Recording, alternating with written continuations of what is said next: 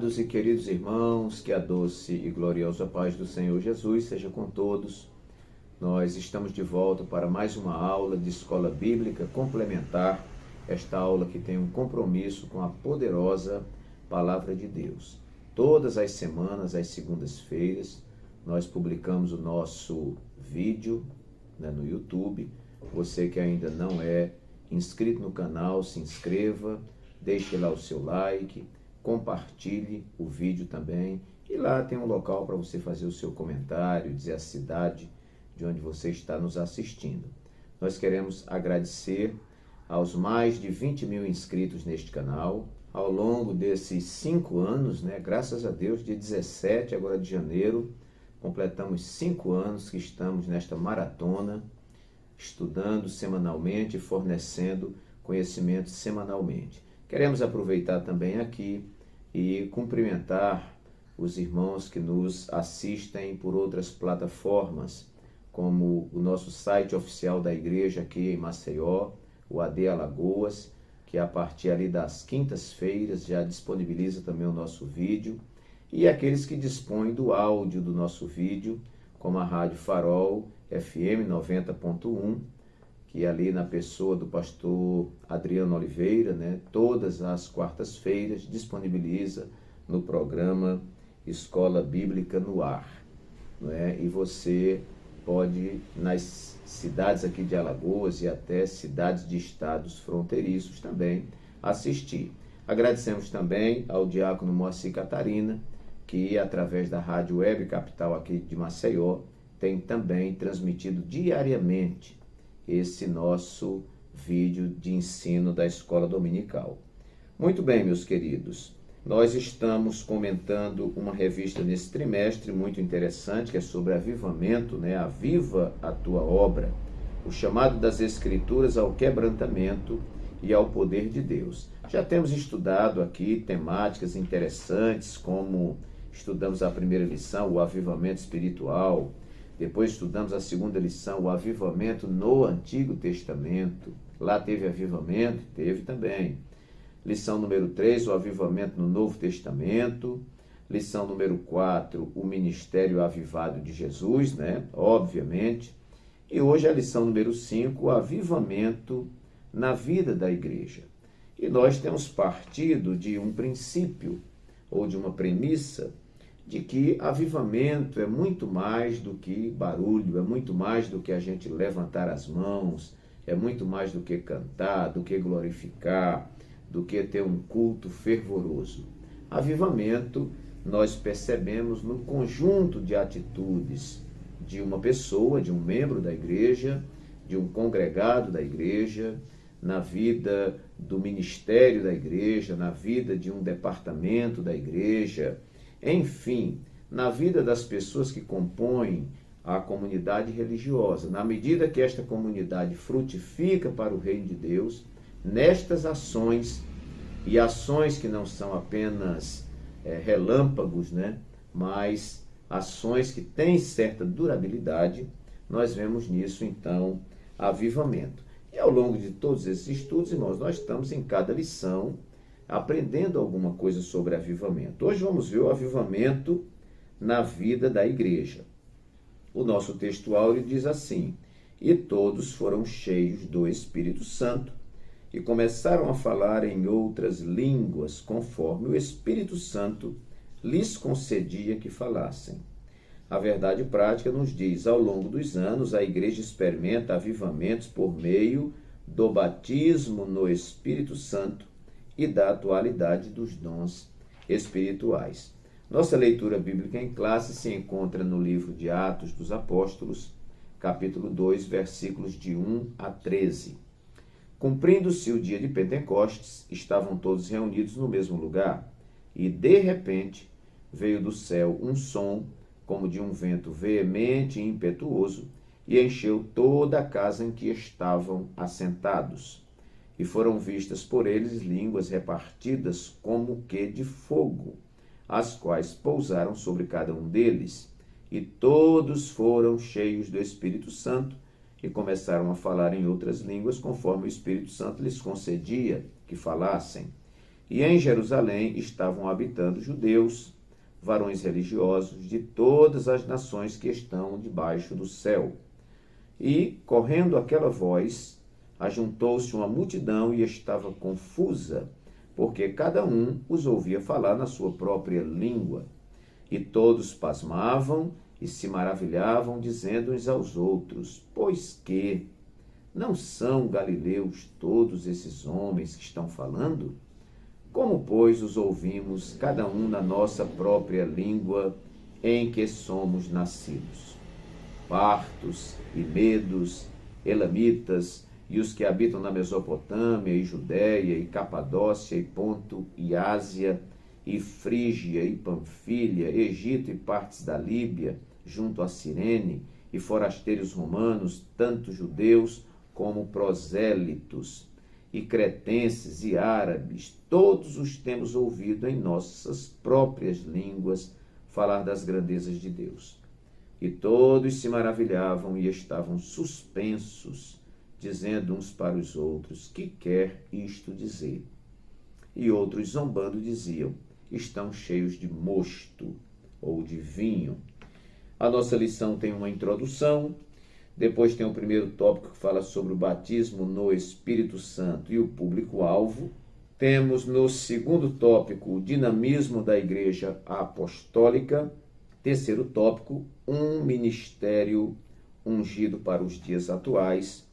E, por fim, então, uma conclusão. Esta é a nossa lição, que está recheada de muitas informações e muito conhecimento. Recomendo que você leia toda a lição para você adquirir maior conhecimento. O que nós fazemos aqui é uma complementaridade da nossa lição.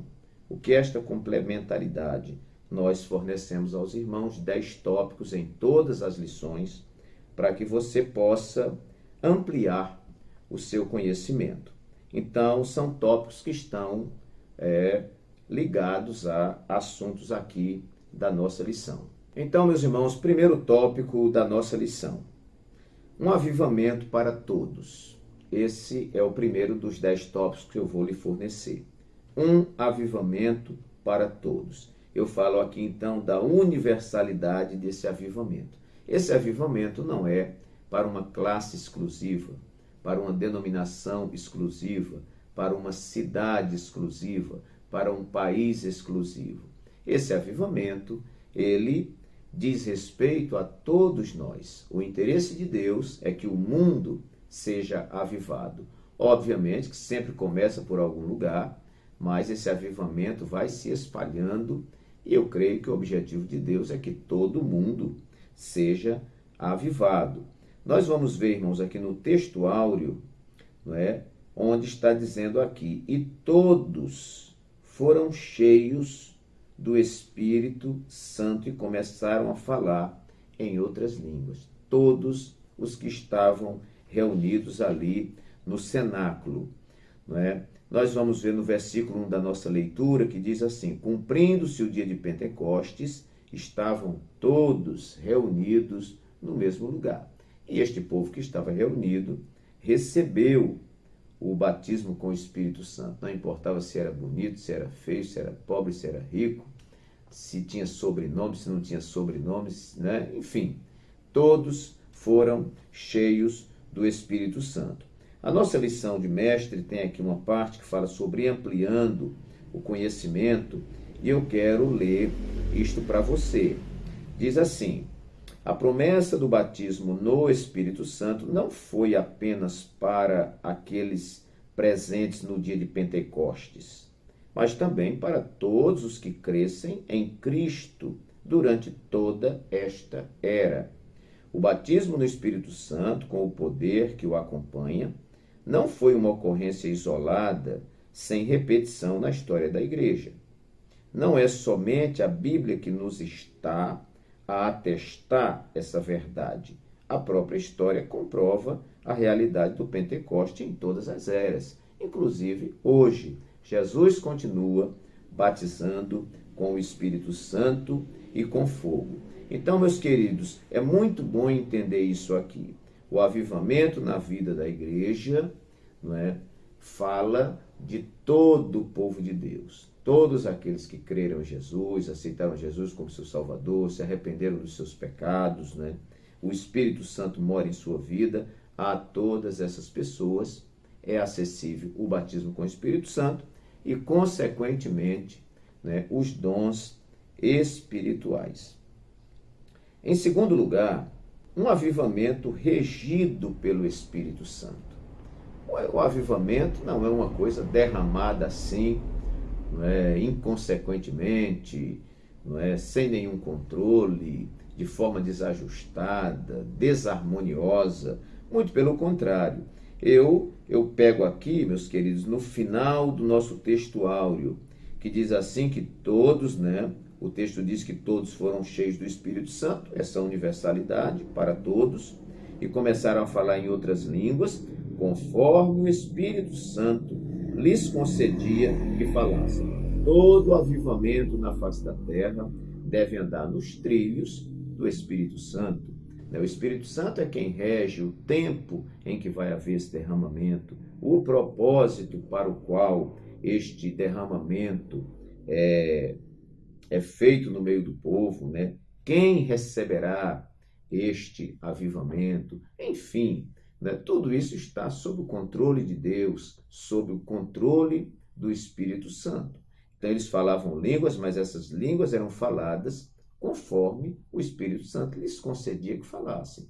É uma palavra que eu tenho dado muito à igreja, que no reino de Deus nós não fazemos as coisas que queremos fazer, nós fazemos as coisas para as quais fomos chamados para fazer. Por quê? Porque nossa vida é conduzida pelo Espírito Santo. Então, irmãos, tudo que nós fizermos, não é, na casa de Deus, na obra de Deus, se não contribuir para o reino de Deus, é inválido, não tem nenhum valor, né? Essas coisas devem contribuir para o reino de Deus e, claro, para a glória do nome de Deus. Se o nome de Deus não for glorificado nestas ações, nós não temos aí uma ação genuína aprovada por Deus, inclusive um avivamento. Porque no meio do avivamento, Satanás também pode entrar e começar a adulterar algumas questões, né? A falsificar algumas questões. Então nós precisamos ter muito cuidado, porque mesmo em meio às nossas alegrias, em meio aos nossos triunfos, em meio aos nossos avivamentos, Satanás pode se meter e querer, por exemplo, avivamento sem a palavra, né? Avivamento sem santificação, avivamento sem submissão às lideranças. Isso não é avivamento. É avivamento desajustado, que aí não é avivamento, eu chamo de aviamento. Terceiro lugar, um avivamento com produção de frutos. Coisa interessante, no nosso plano de aula, que tem na Revista do Mestre, na introdução, tem aqui, bem no meio do texto, diz assim: esse avivamento do Espírito traz vida à igreja local, dinamiza a sua obra e em tudo glorifica a Cristo. O avivamento gerado no Espírito de Deus unge seus servos para uma grande obra e autentica o ministério cristão. Então, um avivamento genuíno tem que haver, irmãos, produção de fruto. Não adianta dizer que nós tivemos uma grande cruzada, que nós tivemos um grande congresso, que nós tivemos uma grande festa e muita gente foi batizada com o Espírito Santo, glória a Deus, e depois nós procuramos os frutos dessas pessoas. Quantas pessoas foram batizadas com o Espírito Santo naquela congregação? Pastor, olha, 10 pessoas foram batizadas. Olha, irmão, 10 pessoas batizadas com o Espírito Santo numa congregação, a congregação nunca mais pode ser a mesma. Tem que haver um reboliço, um dinamismo, um impulso, um mover, não é, excepcional. Se é um avivamento genuíno. O tópico 2 e subtópico 2 na nossa lição também tem aqui uma observação interessante. Vai dizer assim, mais embaixo um pouquinho. Após o Pentecostes, a Igreja Apostólica pregava na autoridade do nome de Jesus. Essa autoridade já é fruto também. Na unção e no poder do Espírito Santo. Por isso, nessa igreja havia perseverança na doutrina. Isso aqui é fruto. Tinha comunhão, é fruto. Tinha oração, é fruto. Havia também temor, sinais e maravilhas. Além de cuidado especial para com os irmãos carentes. Isso é fruto. O avivamento espiritual da Igreja Apostólica revela um profundo compromisso em duas esferas. Primeiro, a espiritual, né, como resultado aí a piedade, né, para com a palavra e a oração, e também a questão social, na comunhão e em suprir a carência daqueles que mais precisavam. Então, irmãos, a gente vê que essa igreja avivada, cheia do Espírito Santo, ela era impulsionada à frutificação, né? Se não frutifica, né? Jesus disse que uma árvore que não produz bom fruto, ela é cortada e lançada no fogo. A árvore boa produz bom fruto. Então, esse avivamento, em terceiro lugar, ele tem produção de frutos. Quarto lugar, um avivamento que atraiu as pessoas. Que coisa linda. Vai ver aqui no versículo 6 da nossa leitura, que diz, né, que eles ali, batizados com o Espírito Santo, começaram a falar em línguas e tudo. Aí no versículo 6 diz, e correndo aquela voz, eles falando em línguas estranhas, ajuntou-se uma multidão e estava confusa, porque cada um os ouvia falar na sua própria língua.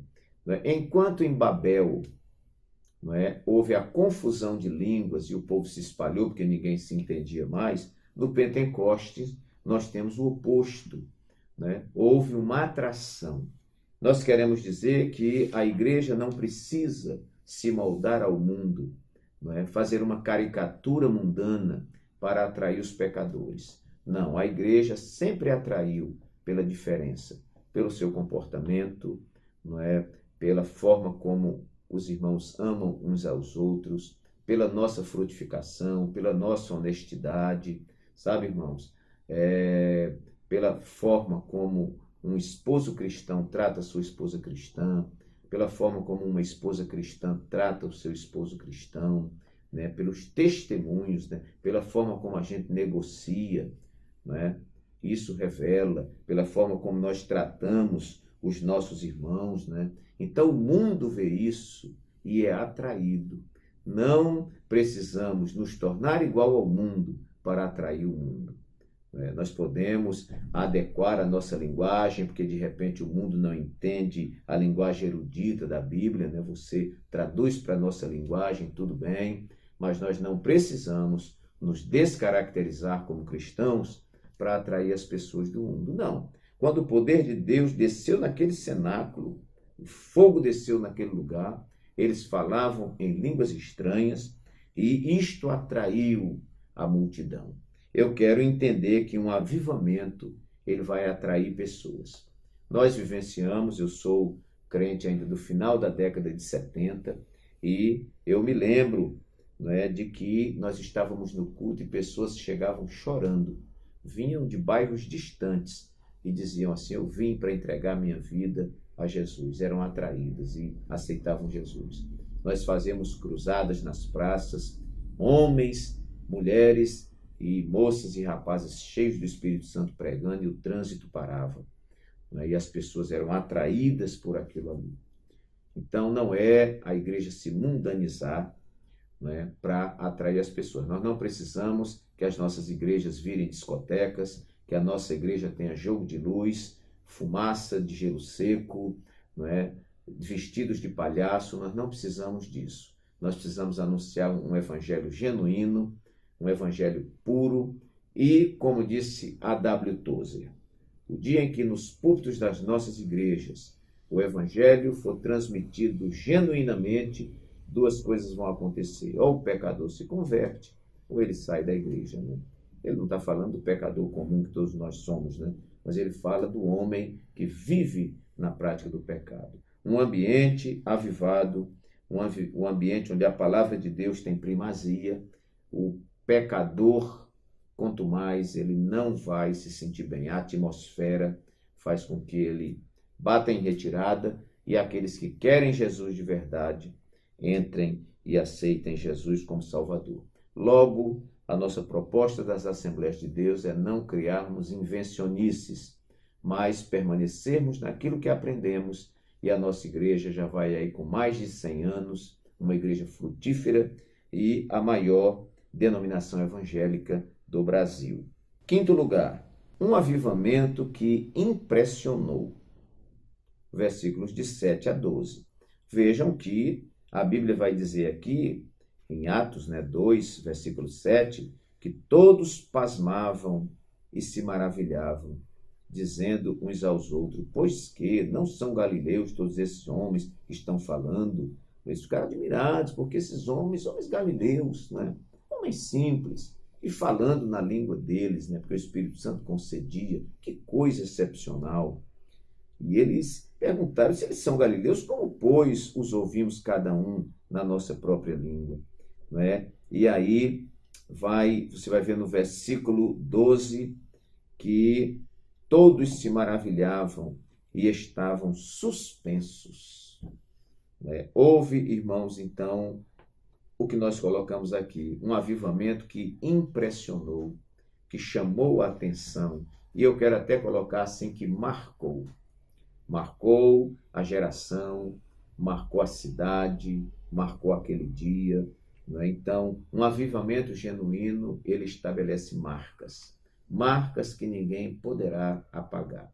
Um movimento fútil, um movimento banal, um entusiasmo, uma histeria, vamos dizer, faz aquele mas no fim não fica nada.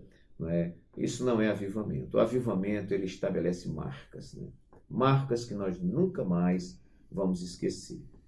Eu tive o privilégio, quero dizer para os irmãos, de ver com os meus olhos isto acontecendo, e marcou tanto que até hoje nós sentimos saudades. E almejamos, estamos orando para que Deus traga novamente um avivamento genuíno no meio do seu povo.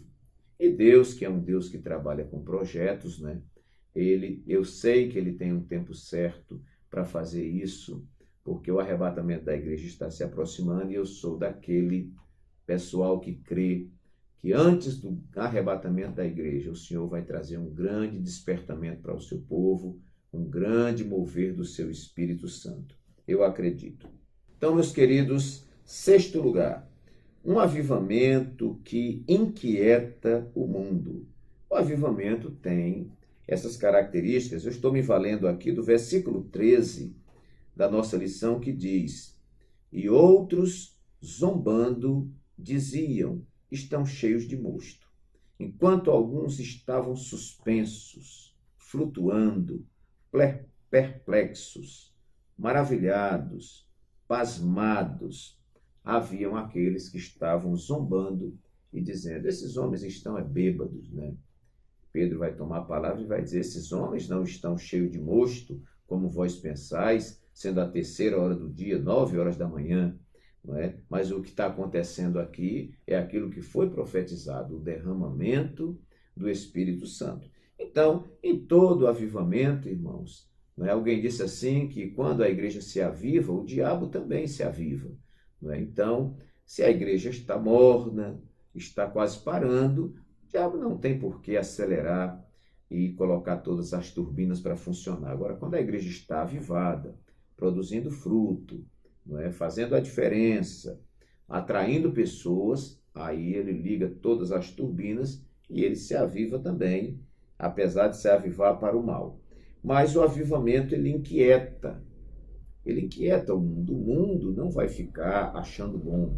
Avivamento é bom para a igreja, e para os resultados que a igreja vai trazer para o mundo. Agora, o mundo não gosta de avivamento. O mundo, ele gosta da concupiscência da carne, da soberba da vida, da concupiscência dos olhos, gosta do pecado. Quanto mais bagunçado, melhor. Mas o nosso Deus é um Deus de ordem, um Deus de disciplina. Então, este avivamento, ele incomoda.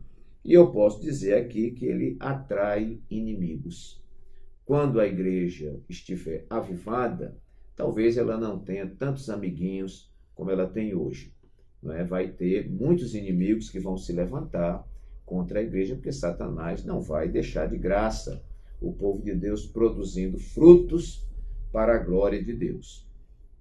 Vamos adiantando. 7º lugar, avivamento que marcou o início da igreja.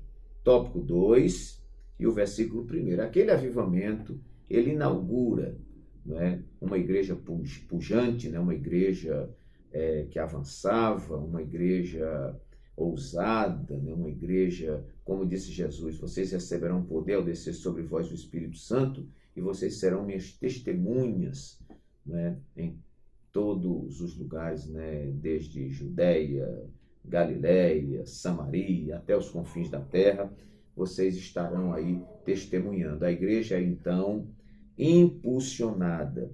E esse avivamento, né, que culminou ali com o batismo com o Espírito Santo, ele marcou o início da igreja. Vamos ver tópico 2 e subtópico 1. Nós temos aqui, a igreja nasce avivada. Do ponto de vista histórico, a igreja passou a existir no dia de Pentecostes.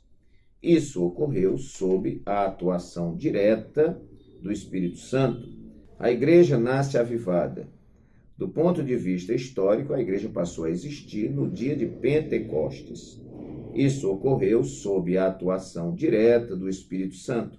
A igreja nasceu avivada, assim como o tabernáculo foi consagrado pela descida da glória divina, conforme Êxodo, capítulo 40, versículos 34 e 35. A igreja foi consagrada pela descida do Espírito Santo, conforme Atos, capítulo 2. Então, meus queridos, esse avivamento ficou uma marca não somente na vida das pessoas, na vida da cidade, na vida daquela geração, mas marcou também, inaugurou o início da igreja. 8º lugar, avivamento que produziu sinais. Coisa maravilhosa, né, irmãos? Em tempos de avivamento, nós vemos curas divinas, operação de maravilhas, salvação de almas abundantemente. Hoje nós estamos vivendo um tempo de escassez. Eu trabalho aqui numa igreja, coloquei as crianças para toda semana fazer um culto de evangelização, os jovens também toda semana, as senhoras toda semana e os senhores toda semana. Toda a igreja mobilizada na evangelização, e a gente vê às vezes a falta de fruto. Se realiza um culto, prega 1 hora, faz um convite, muitas vezes ninguém vem à frente. Quando a gente viveu tempos de que 30, 20 pessoas vinham aceitando Jesus e chorando. Era porque o povo antigamente era melhor? Não era melhor do que o povo de hoje. Mas havia uma graça, né, uma atuação do Espírito Santo de forma maravilhosa. Claro que nós precisamos parar, né, irmãos? Fazermos uma correção dos nossos procedimentos. Será que nós estamos orando? Será que nós estamos lendo a Bíblia? Será que nós estamos dando bom testemunho? E tudo mais. Então, isso a gente tem que pesar também. Então, esse avivamento produziu sinais. Vamos ver tópico 2 e subtópico 2. A igreja depois do Pentecostes. Os sinais do poder de Deus nos Atos dos Apóstolos podem ser resumidos assim: conversão e batismos. Após o Pentecostes, a igreja apostólica pregava na autoridade do nome de Jesus, na unção e no poder do Espírito Santo. Por isso, nessa igreja havia perseverança na doutrina e na comunhão e na oração. Havia também temor, sinais e maravilhas. Aqui nós vimos frutos, né, que a igreja produzia, e vemos sinais e maravilhas, coisas extraordinárias, coisas excepcionais. Em tempo de avivamento, não é, sinais são produzidos dentro da obra de Deus. Então a gente vê, irmãos, muita coisa maravilhosa acontecendo em tempos de avivamento. Nós presenciamos pessoas sendo batizadas com o Espírito Santo no banheiro, nos ensaios, no trabalho, a irmã fazendo almoço e sendo batizada com o Espírito Santo, irmão sendo batizado com o Espírito Santo, dormindo, acordar, falando em línguas estranhas. criança de braço, de colo, sendo batizada com o Espírito Santo e falando línguas estranhas. Então, meus irmãos, assim, algo maravilhoso, né? Nós chamamos isso de maravilhas, né? Então, meus queridos, avivamento que produziu sinais. No terceiro tópico e subtópico 1, também nós temos aqui, na unção do Espírito Santo, a pregação cristã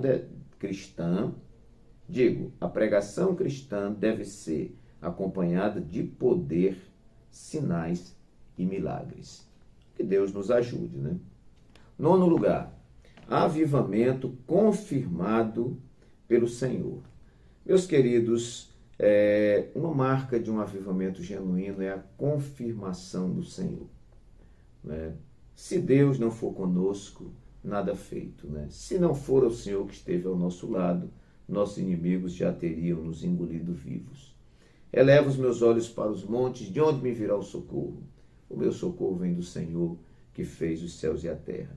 E como Pedro diz, para onde iremos nós, Senhor, se só o Senhor tem as palavras de vida eterna? Se o nosso trabalho, se a nossa pregação, se o nosso ministério não tiver o selo, o carimbo, a autenticação, a aprovação, a confirmação do Senhor, nada feito. Não é? Nós vamos ter ali uma boa pregação, uma boa fala, mas infrutífero, né? Então, meus queridos, que este avivamento, ele desfrute da confirmação do Senhor. Terceiro tópico, subtópico 2, vai falar sobre autenticado por Deus. Um ministério ungido não se desenvolve apenas por intermédio dos instrumentos formais e acadêmicos dentro dos padrões hermenêuticos, exegéticos e homiléticos da pregação. Todos esses instrumentos são importantes para o aprimoramento do obreiro, mas só eles não bastam. É preciso que Deus aprove o trabalho do obreiro. Mais embaixo diz assim, o Senhor confirmando a palavra, com sinais que se seguiram, Marcos 16, 20. Portanto, o modelo da pregação do Novo Testamento é uma mensagem confirmada pelos sinais e prodígios de Deus. Claro que ali está a chancela do Senhor. E as pessoas vão dizer, Deus realmente está nesse lugar. E por último, irmãos, não poderíamos encerrar sem fechar com esse tópico, um avivamento que glorifica a Cristo. Pode um avivamento ter todas as características de um avivamento, mas se não glorificar a Cristo, não é avivamento. Terceiro tópico, subtópico 3, diz que esse avivamento glorifica a Cristo. O ministério ungido pelo Espírito glorifica a Cristo e não o homem. Eu às vezes vejo muita pregação, mas a gente vê nitidamente que quem está querendo se promover é o pregador. Mas o pregador, profeta do Senhor, homem de Deus, não está buscando promoção de homens. Ele tem um compromisso com a autenticidade da palavra, com a genuidade da palavra, né? Com a palavra verdadeira. Então, não por acaso, nosso Senhor declarou que a missão do Espírito Santo é glorificá-lo. Assim, toda mensagem do Evangelho e atividade debaixo, né? A direção do Espírito Santo devem glorificar a Cristo.